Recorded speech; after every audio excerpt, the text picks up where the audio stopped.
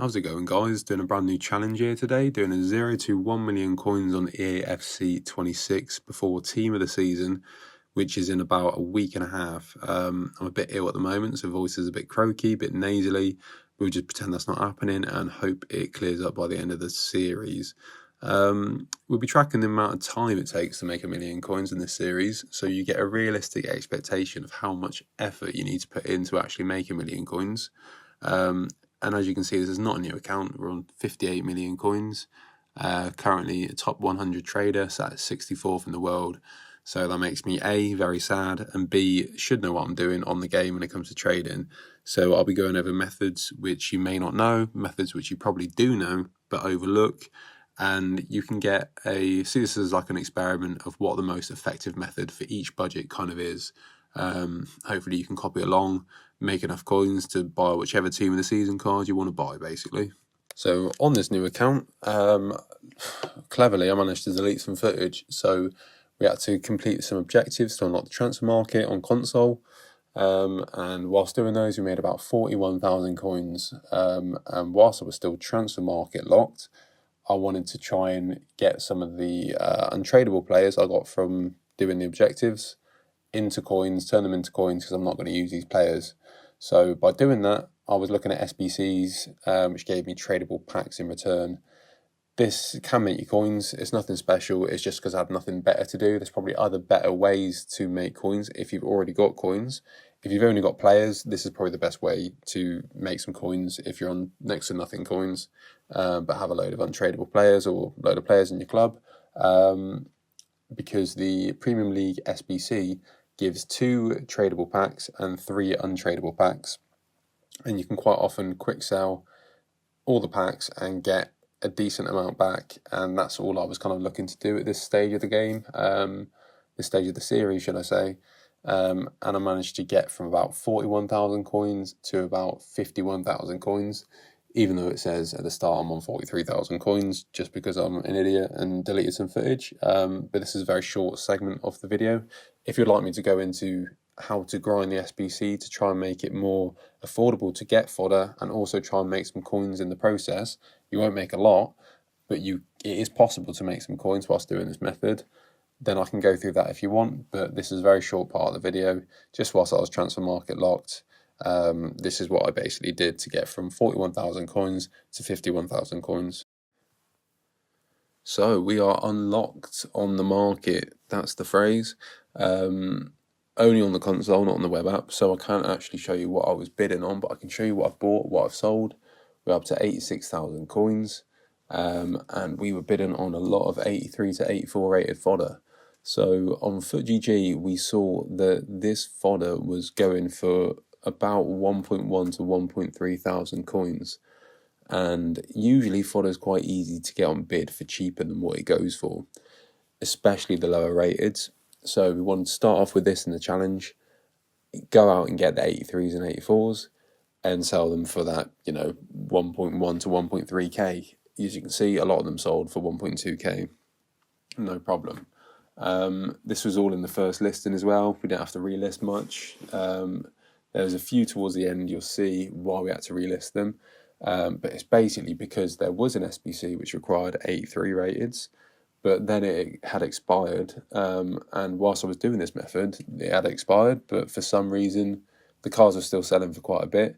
So we managed to jump in, capitalise on it, purely by luck, by chance. I mean, there's a good chance these cars would have just sold for 1,000 coins because there's no real demand for them.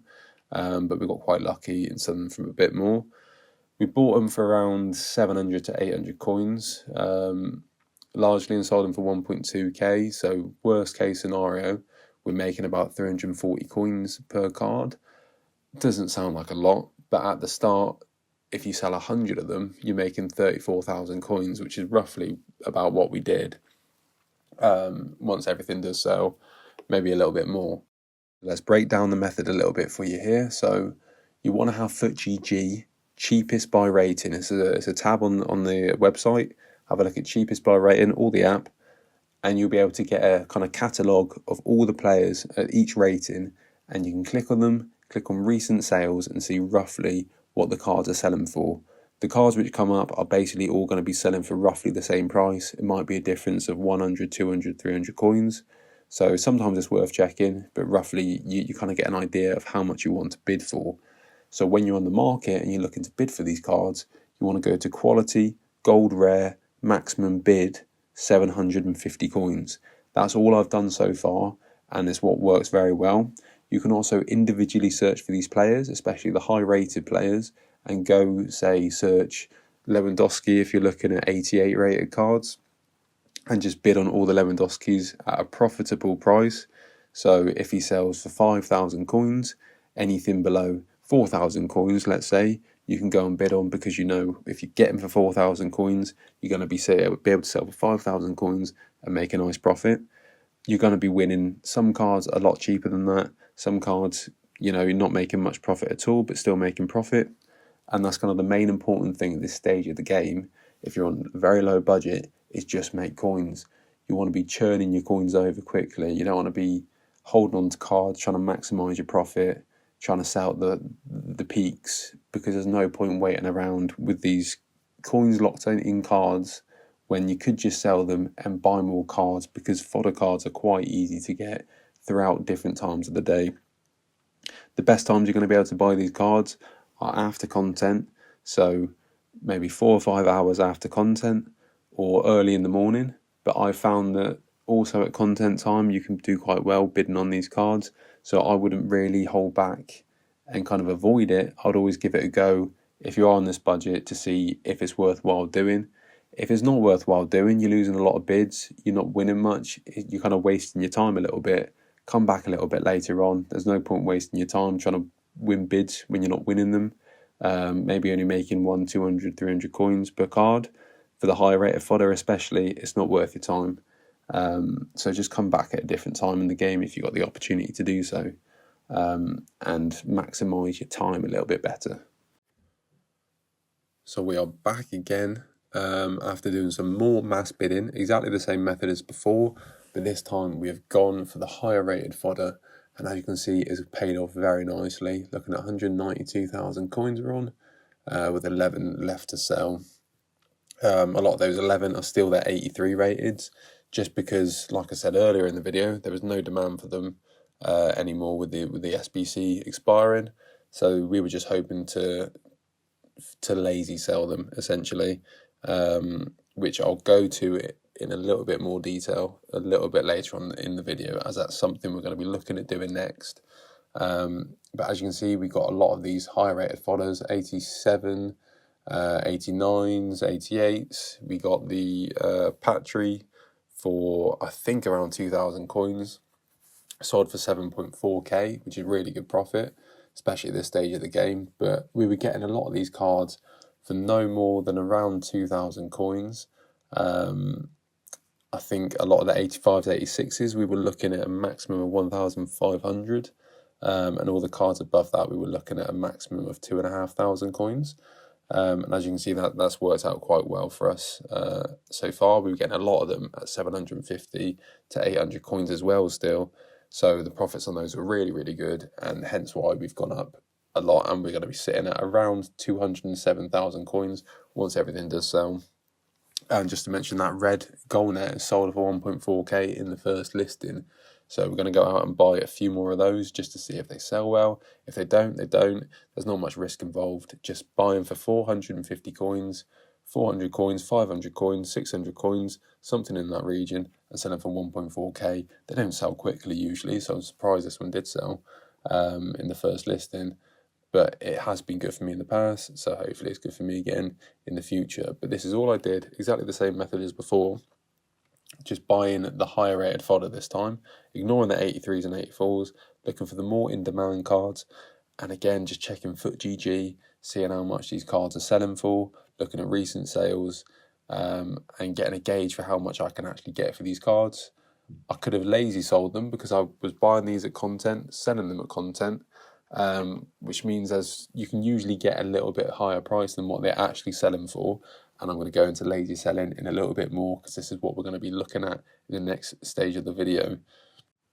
So lazy selling is a pretty new-ish method to FC, FIFA, whatever you want to call it. But if you go to FootGG, go to recent sales again, our best friend, you'll see that some cards are selling for a lot more than what they should be based on what the cheapest buy now typically is. So it's usually with new promo cards. For the cheaper cards, say the discard cards, the cards that are 20k, the cards that are 30k, you don't really often want to go too much higher than that. But these cards, you'll see that they'll sell for 3 to 10,000 coins more than what they should be selling for, purely because people can't be bothered to go and check what the cheapest listing of that card is. They'll just look for the soonest ending listing, and whatever price that card is, if it seems reasonable enough, they'll just go out and buy it.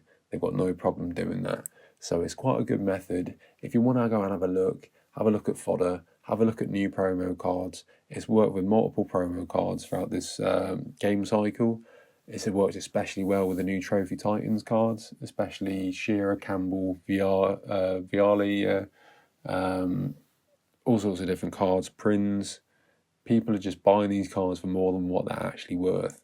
So it's always worth having a look for new promos, seeing what works. So this is a new method we're going to try for the next video. Have a look, see if we can lazy sell some of these cards, make about 5 to 10,000 coins if we're lucky, maybe about 3,000 coins. But it's so easy to do, it takes such little amount of time. We're going to spend about 5 minutes buying a few cards, lazy listing them, seeing if we can get any sales on them. And I'll come back in the next video and show you if it's worked, if it's not. But that's the next method we're going to do alongside mass bidding for the next video. So we're finishing this episode on around 207,000 coins once everything sells. Took around 3 hours of trading time, so I'm very happy with that. Very happy with how the first episode's gone. You know, in the trading aspect, video needs a bit of work, don't at me. If you've got any questions, just drop in the comments. I'll be happy to answer them for you. And thank you for watching.